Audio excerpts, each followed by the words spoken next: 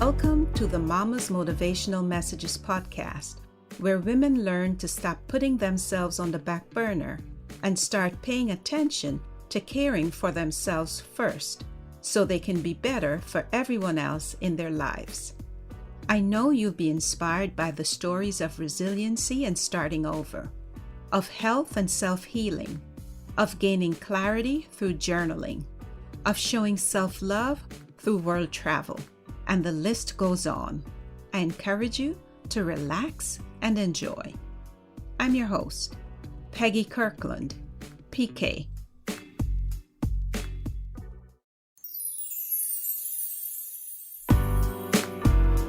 Welcome to the Mama's Motivational Messages podcast, where women learn to stop putting themselves on the back burner and start paying attention to caring for themselves first so they can be better for everyone else in their lives. I know you'll be inspired by the stories of resiliency and starting over, of health and self-healing, of gaining clarity through journaling, of showing self-love through world travel, and the list goes on. I encourage you to relax and enjoy. I'm your host, Peggy Kirkland, PK.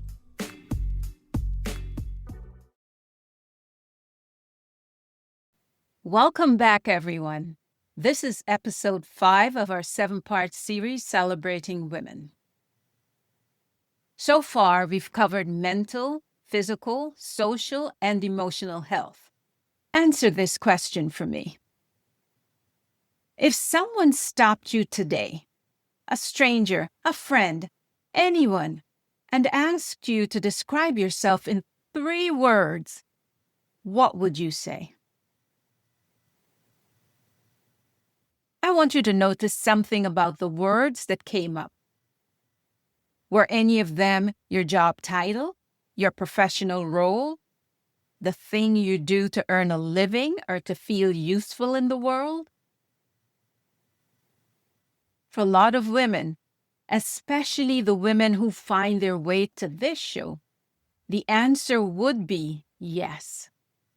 Because somewhere along the way, without quite meaning to, we let what we do become who we are. And for a while that works. It gives us structure, identity, purpose. It gives other people a shorthand for referring to us or talking about us. She's the teacher, the lawyer, the entrepreneur, the doctor, the one who built something from nothing.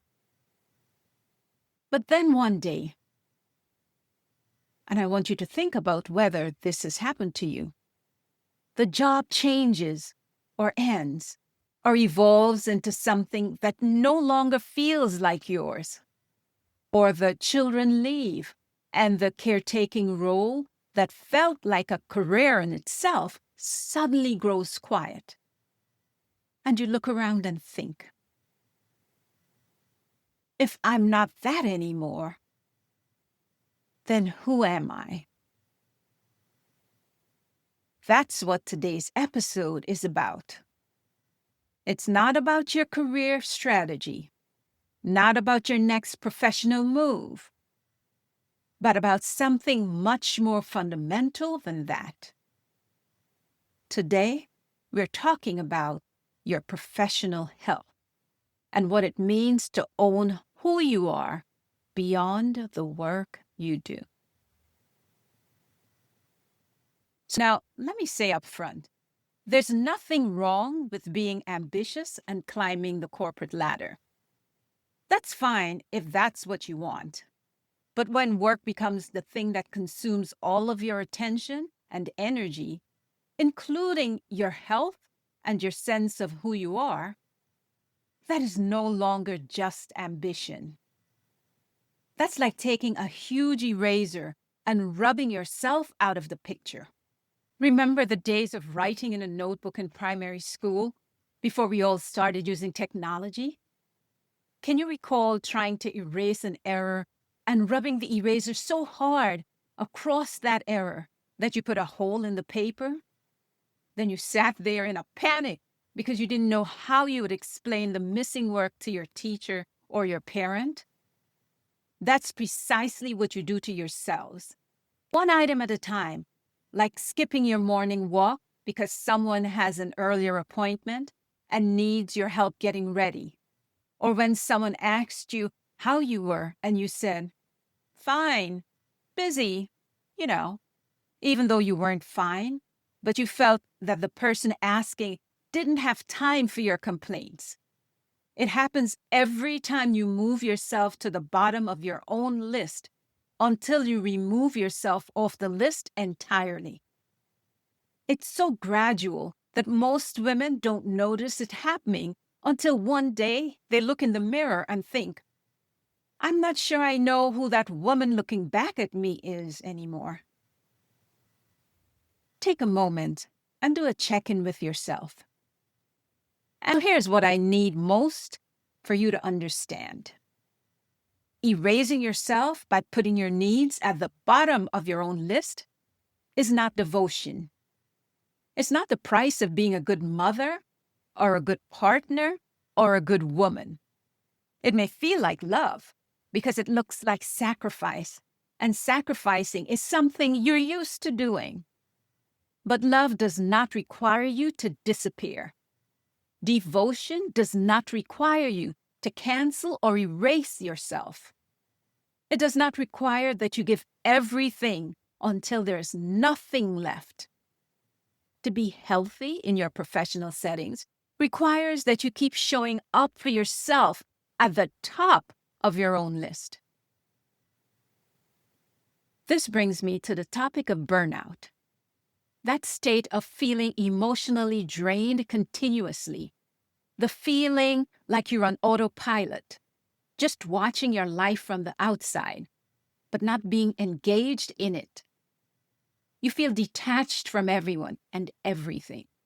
It's like being at a party where on the outside, you're having a blast, but on the inside, you feel numb. You can't even enjoy the music or dancing. Some things you genuinely love to do. It's like watching your own life play out, but you're not really involved. Maureen, a woman I know, says, "I feel like I'm going through the motions, but I'm not really there. I watch myself doing things, making dinner, having conversations, going through my day, but it feels automatic, like I'm on autopilot. Like being present in body, but absent in spirit. You're carrying on with the usual activities, but you're emotionally drained. It feels like being competent and completely hollow all at the same time. Kinda like the outside of a coffee cup that's still warm, even though the contents are gone. This is one of the most important signals your mind and body can send you that something needs to change, because the effects of burnout do not stay at work. They get into your relationships, your parenting, your sleep, and your physical health. Burnout becomes not just a work problem, but a whole life problem. That is what happens when a woman's professional identity has been so thoroughly built around what she does for others that she has never had the chance to figure out what she does for herself. Is that woman you? Does anything I just described feel familiar? If you saw yourself in those words and felt a flicker of shame or embarrassment, stop right there. The good news is that this state does not have to be permanent or your new normal. What you're experiencing is not a personal failing. It's not evidence that you chose the wrong career, or that you're ungrateful for what you've built, or that you're not strong enough to handle what everyone else seems to be handling just fine. This goes deeper than a personal failing. The first thing people ask when they meet you is, What do you do? Not who you are, not what you love, what you do. And we have heard that question so many times for so many years that most of us just accepted it. Of course, your job is who you are. Nobody ever told us anything different. So if the work has changed, or the meaning has faded, or the identity has hollowed out, that loss is real. It's significant, and it makes complete sense that it would shake something deep in you. Any woman carrying what you have been carrying would feel exactly this way. You are a woman who's being asked, perhaps for the first time, to figure out who she is when the title does not do the work for her. This is not a crisis. It's an invitation to make some changes to the way you have been doing things. I know the oxygen mask example is overused, but it fits perfectly with today's conversation. Every time you get on a plane, the flight attendant tells you, in the event of an emergency, put on your own oxygen mask before assisting others. Every single time. And yet, how many of us live our professional lives doing exactly the opposite? You stay late to cover for a colleague while your own project falls behind. You take on additional responsibilities because you want to be seen as a team player. You skip lunch. You answer emails at 11 p.m. You tell yourself, just until this project is done. And then there's always another project. The oxygen mask principle is not selfish. It's the only strategy that actually works. You cannot sustain yourself or what you're building if you're running out of air. That's why I'm going to suggest some strategies to help you get back on track, especially in our culture of always being on. It's like we never turn off the noise. It doesn't help that many people still work remotely, so the lines between the office and the home become blurred. Professional health, true professional health, is about knowing who you are when the work is done, about having an identity that's large enough to hold your career as one part of it, an important part, a meaningful part, without letting the career be the whole of it. It's about owning your story rather than outsourcing it to a job description. And here's what I know from working with women in exactly this place. The women who navigate professional transitions with the most grace, the ones who move through job loss, career pivots, retirement, or role changes without losing themselves, are not the ones who loved their work less. They're the ones who loved themselves more. The ones who had a self that existed independently of the work. A self that was curious and opinionated and alive in ways that had nothing to do with their professional identity. Here are some things you can try to start getting back to the self that is in you. The curious, opinionated, alive person outside of your professional identity that's just been waiting for permission to shine.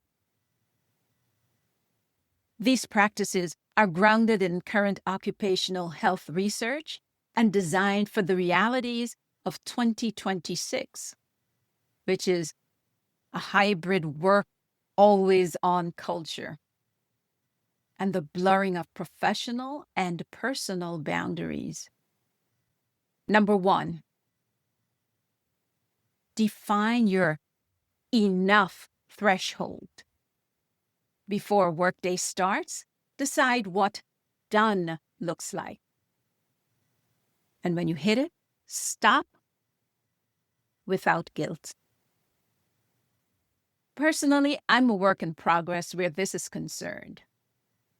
Because without that predetermined hard stop, I can find myself taking just another hour and another and another. And before you know it, I've added another 3 hours to an already exhausting workday. Number 2, and this is very important, block exercise time on your work calendar. Treat it like a meeting you cannot cancel, because it is. Next, conduct a regular social media audit. Track how much time you actually spend on platforms versus how much time you think you spend. The numbers are usually alarming. I was alarmed by my own numbers since I'm not a social media buff, or didn't think I was. Identify 3 recurring tasks you can hand off, automate, or simply stop doing. Next, design a workday boundary ritual, a specific action that signals work is done. Change your clothes, take a walk, make a cup of tea. Your nervous system needs a cue that you've transitioned out of work mode. Then, curate your environment intentionally. Proximity to positive, supportive people at work is not just nice. Research shows it directly affects your stress levels, creativity, and job satisfaction. Then I want you to create a non-negotiable list. What are the personal commitments that you will not sacrifice regardless of work? Time with your children, a weekly dinner with a friend, your Saturday morning exercise routine? Write them down, post them, protect them. Reality check, my friends. You don't have to do it all. You don't have to do it perfectly. You don't have to do it alone. And choosing yourself, setting a limit, asking for help, none of those things make you less of a woman. In fact, they make you a woman who's going to be around for a long, long time. With that in mind, here is today's affirmation. I define success on my own terms. I work with purpose and rest without guilt. My worth is not measured by my productivity. I define success on my own terms. I work with purpose and rest without guilt. My worth is not measured by my productivity. I define success on my own terms. I work with purpose and rest without guilt. My worth is not measured by my productivity. Before we close, I want to say something directly to you. You're not your job title. You're not your professional achievements. You're not your career trajectory, your LinkedIn profile, your annual performance review, or the sum total of what you've produced in exchange for a salary. You are a woman with a particular and irreplaceable way of seeing the world, with values that have been shaped by everything you have lived through, with curiosity that has survived decades of being redirected toward other people's priorities.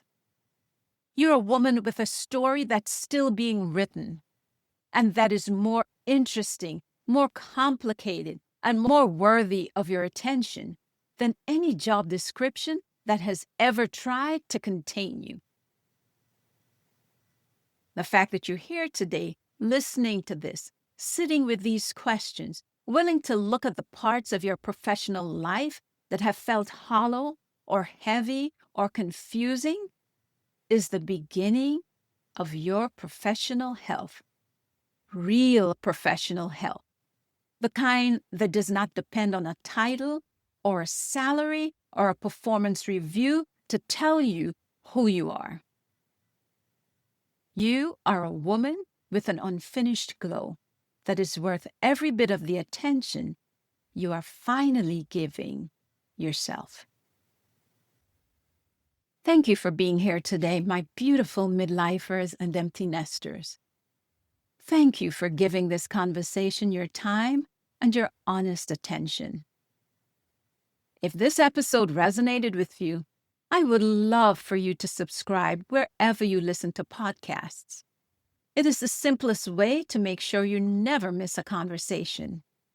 And if you know a woman who would recognize herself in what we talked about today, one who is competent and capable and quietly hollow in the middle of a career that should feel like enough, please share this episode with her.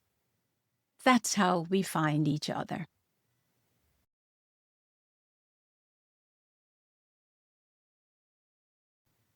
In our next episode, we're going inward to the part of you that no job title can touch.